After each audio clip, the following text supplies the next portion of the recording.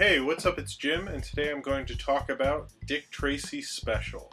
I guess this isn't really a movie, and usually I just review movies, but this is movie related, and I thought it'd be fun to talk about. And it's kind of like a weird bit of Hollywood legal trivia that I've always thought was just kind of interesting.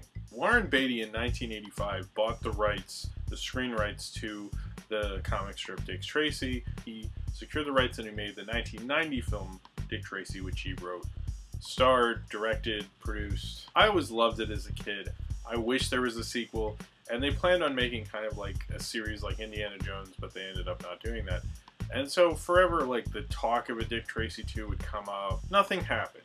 And then in like the early 2000s, the Tribune wanted to try to, or Tribune Media Services tried to sue Warren Beatty and Disney and try to get some of the rights back, and they couldn't. And then Disney was kind of like, we're never going to make Dick Tracy 2. We're doing absolutely nothing with Dick Tracy here.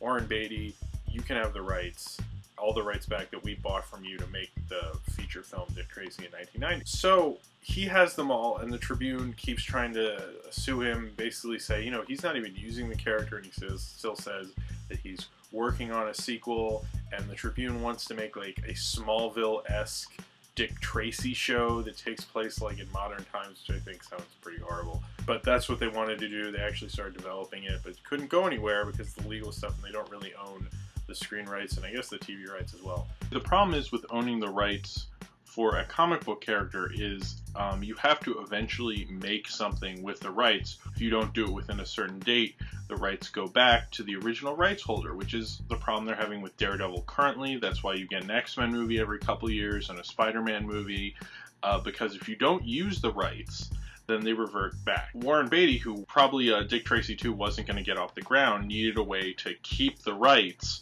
so that they would not revert back to the Tribune. So instead of making a Dick Tracy 2, he made this special called Dick Tracy Special. That's all it's called. It doesn't have a nice name. It's just Dick Tracy Special. And it only aired on TCM. At the time it went to court, I think once, and I think in total it's maybe aired 3 times. And he plays Dick Tracy in the special. So because he played Dick Tracy within the special, he's using his rights, so he got to keep the rights for even longer because he made this special. And he is in it being interviewed by Leonard Maltin, and he's wearing the yellow trench coat, yellow hat, but in this special, he's not playing Warren Beatty, he's playing Dick Tracy as a fictional character who's been aware of all these movies. And some of it is interesting. I actually thought it was an interesting special overall because you learn a lot about the character of Dick Tracy and the film history of Dick Tracy, and you find out that he is actually not the first person to play Dick Tracy. You have Morgan Conway played Dick Tracy in the RKO features, and I saw one of those and that was rather good. And it's kind of like a fun detective B-movie. And then you have Ralph Byrd, who played him in the serials and 2 feature films. After Morgan Conway played him, then Ralph Byrd came back to play him. So Ralph Byrd's kind of, both actors were kind of well liked, but not people like Ralph Byrd the most. And Warren Beatty commented on them, or Dick Tracy, not Warren Beatty, but Dick Tracy comments on them and how he liked them both. He asks about Warren Beatty, and it's kind of funny because he doesn't exactly like Warren Beatty because Dick Tracy's conservative and Warren Beatty's a liberal. And I thought that was entertaining that he didn't like Warren Beatty, because I was afraid, like, what is this going to have a part where he goes, oh, Warren Beatty's the greatest, and he doesn't really love the Warren Beatty movie. He likes the older films more, which I thought was funny. When Leonard Maltin is interviewing Warren Beatty as playing Dick Tracy, there's some moments where Leonard Maltin is kind of looking around like, this is just bizarre, you know, and when he's asked about like a sequel to Dick Tracy, he's like, I would take off my hat for that. Warren Beatty says of Dick Tracy. It's just like, it's really bizarre, and like, this is how he kept anyone from making anything with Dick Tracy. Warren Beatty's such a weird kind of Hollywood guy because he hasn't made that many films, but he's so well liked, you know. He probably could have had an even bigger career than he had, but he just was so, he liked to direct everything and write everything and, you know, be overly involved. He tried to make a Dick Tracy film from 1975 to 1990. I think he really obsessed over it, and I kind of feel like while watching the special, he doesn't want to let it go. He doesn't want someone else to do a Dick Tracy thing.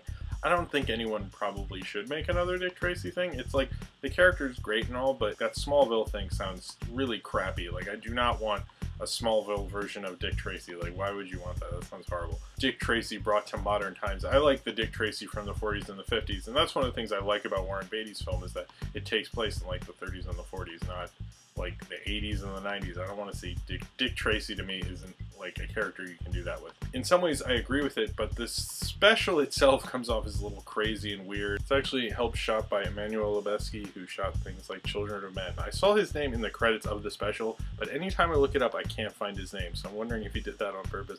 For information purposes, it's a good special, but the actual special itself is weird and kind of like Norma Desmond Hollywood kind of obsessed type style of a special. Warren Beatty hasn't made a movie.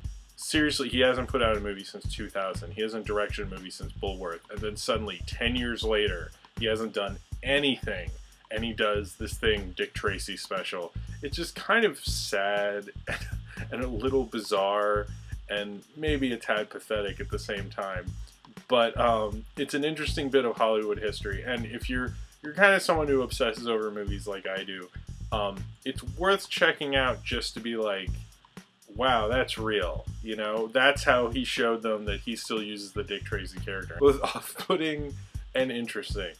And that's the Dick Tracy special. So if you have seen Dick Tracy special and you would like to talk about it, then comment below in the comments and subscribe if you would like to.